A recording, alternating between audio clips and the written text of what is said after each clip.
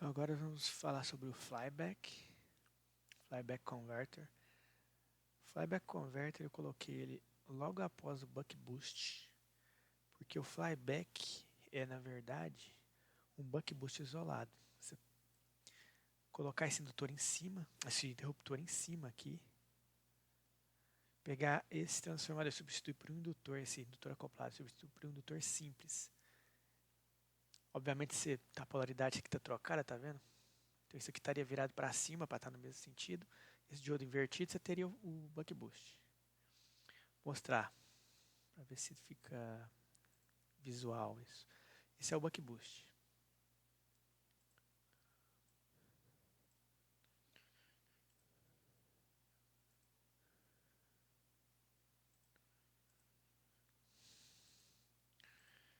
Ó, esse interruptor aqui, que está aqui, se ele estivesse em cima, esse indutor acoplado foi substituído por um indutor simples. Com a polaridade aqui, ó, por que eles inverteram a polaridade? Colocou o ponto em cima aqui e ponto embaixo do outro lado. Porque a tensão de saída é invertida no buck boost. Com essa jogada aqui, ao enrolar o seu indutor acoplado, você inverte a tensão de saída e faz com que ela fique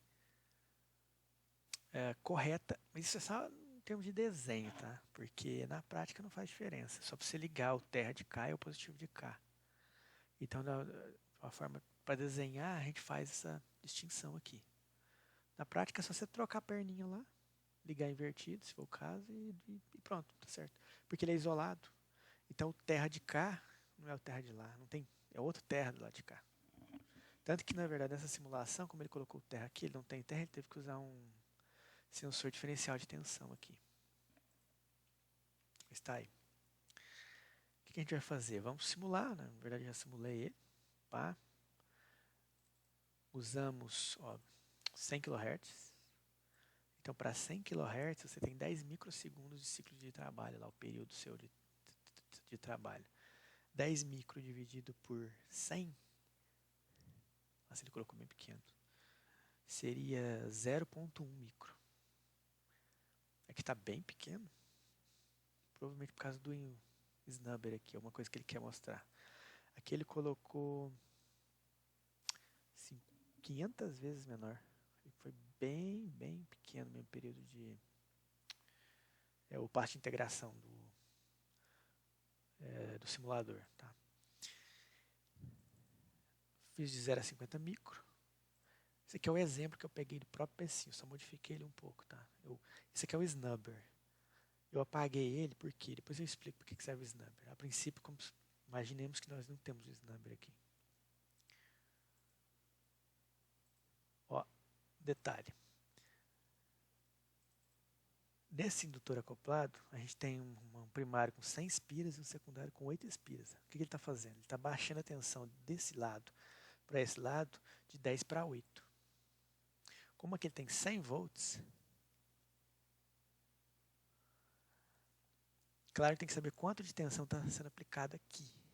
Se ele fosse um buck boost normal, a tensão, o ganho de tensão daqui para cá seria, vamos recordar, G, que é o ganho estático, é igual a D dividido por 1 menos D. Esse é o buck boost normal. Porém, como isso aqui tem uma relação de transformação, vai ter um K vezes isso. Quem que é esse K? Esse K é a relação de transformação. No nosso caso aqui, eu vou falar que é de 8 dividido por 100. Por quê? Porque aqui é 8, aqui é 100. Então é a saída dividida pela entrada. Esse é o valor do K que aparece aí. Que razão cíclica que está sendo usada aqui? Está usando 0,5, tá vendo? 0 a 180, 0,5. Então 0,5. Lembra que quando a gente usava no buck boost a razão 0,5, a tensão de entrada era igual a de saída? Como eu tenho uma relação de 8 por 100, então a tensão aqui de saída, na verdade, se entra 100, vai ser 8. Vai ser 8 por causa do transformador. Porque se não tivesse transformador, o indutor acoplado, desculpa, seria 1 para 1. Olha aqui. Olha lá, ela está dando 7,93, quase 8. Tensão de saída.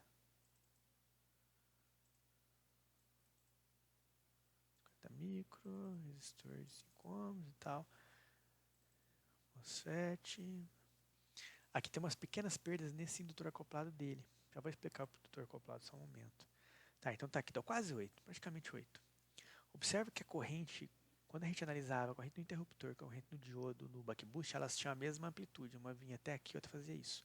Agora existe uma diferença de relação entre elas, que é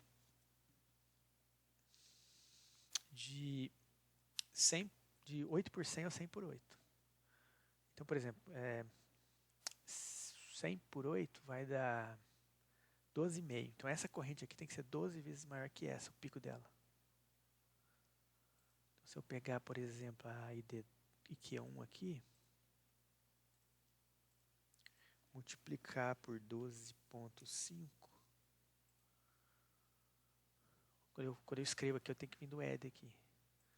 Ah lá, elas deram praticamente igual. Praticamente igual. Tem uma pequena diferença. Essa pequena diferença eu já vou explicar por que não deu exato, mas deu quase igual. De novo, isso aqui é por causa do indutor acoplado. Ele se comporta como se fosse um transformador nesse caso. Tem uma relação de transformação de um lado para o outro ali. O que acontece é o seguinte, ó. O flyback ele possui um indutor acoplado e não é um transformador. Qual que é a diferença? Transformador ele não possui entreferro. Quando você vai projetar um transformador e implementar um transformador, o circuito magnético dele tem que ser tal que a relutância magnética é a mínima possível. Idealmente seria 0. Ele tem que ser o melhor condutor de fluxo possível. Na prática, isso faz o seguinte, com que a energia que entra no primário de um transformador ela é instantaneamente transferida pelo circuito magnético para o secundário. Não existe acumulação de energia no transformador. Na prática, existe um pouco, porque sempre existe um pouco de relutância no núcleo. Então, a relutância ela é responsável por armazenar energia na forma de campo magnético, no circuito magnético. O indutor ele já tem o objetivo de armazenar energia. Ele já é um dispositivo que você quer armazenar energia. Então, o que você faz? Você coloca entreferro nele. Você coloca um elemento que faz com que a relutância do circuito magnético seja o mais alto possível. Quanto mais alta, maior a energia que você consegue armazenar nele.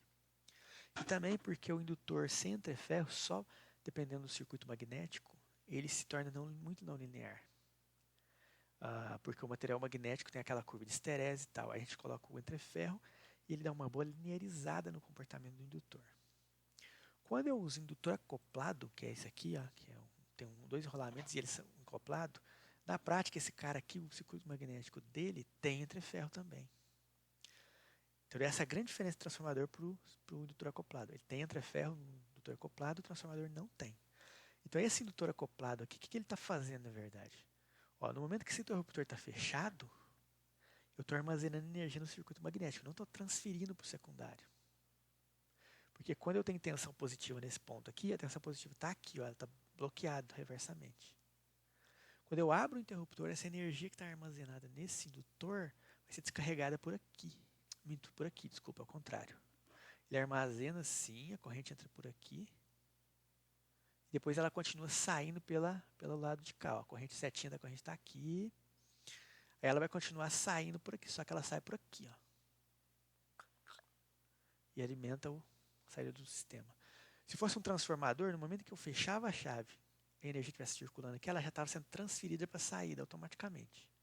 Entra, sai. Não existe armazenamento. O indutor acoplado armazena, igual o indutor faz, depois descarrega. Tá? Então isso aqui é um indutor acoplado. Apesar de que o PSIM usa o modelo de um transformador para fazer isso, e lá você coloca na magnetização uma redundância bem alta para magnetização. É a forma com que ele faz isso. E eu sinceramente não sei se é uma nomenclatura errada que eles usaram aqui no PSIM, ou se dá para você fazer, eu não lembro, mas tem muitos anos que eu não mexo mais com PSIM. Eu mexo, mas não muito assim, como eu fiz no passado. Eu não lembro se é porque se realmente esse modelo de transformador você consegue transformar ele em indutor acoplado só aumentando, mexendo nos parâmetros, ou se esse cara especificamente é feito para ser indutor acoplado e vai ter um outro que é puramente transformador. Eu acho que é diferente, eu acho que foi um erro mesmo aqui e eles erraram, né, de colocar o nome. Porque o erro talvez é até da própria bibliografia que você vai encontrar. Muita gente chama de transformador do flyback.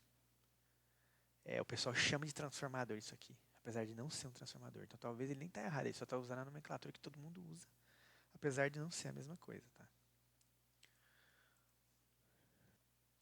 Mas se você observar aqui nesse indutor acoplado, ele tem os parâmetros, ele colocou uma resistência de série, uma resistência ômica que tem série, que seria resistência do enrolamento dos fios mesmo. O fio tem uma resistência, tem muitas pilhas enroladas, essa resistência ela é um valor que não é zero, aqui ele colocou 0,1 miliohm, 0,1 miliohm, bem pequeno.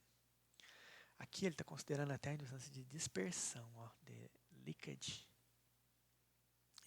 inductance, no primário e no secundário.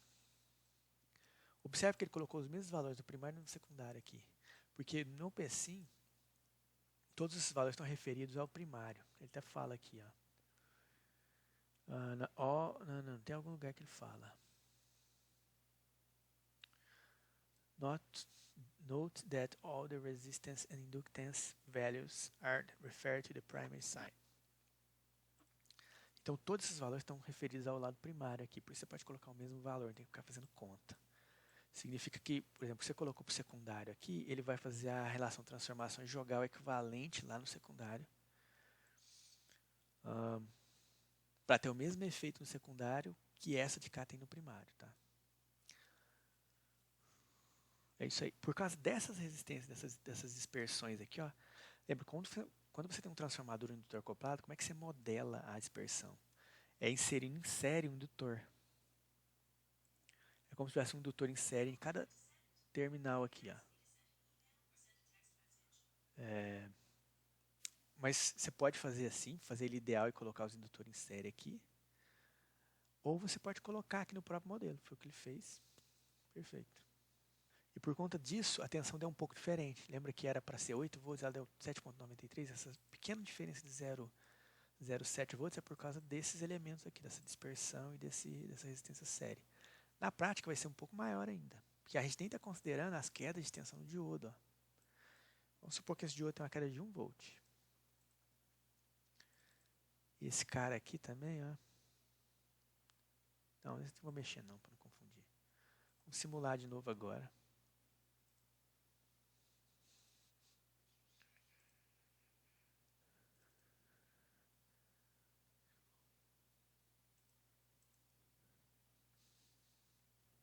Ó, simulei de novo. Quando eu venho e meço aqui, ó, a tensão ela caiu para 7,85. Caiu bem pouco, na verdade, mas caiu.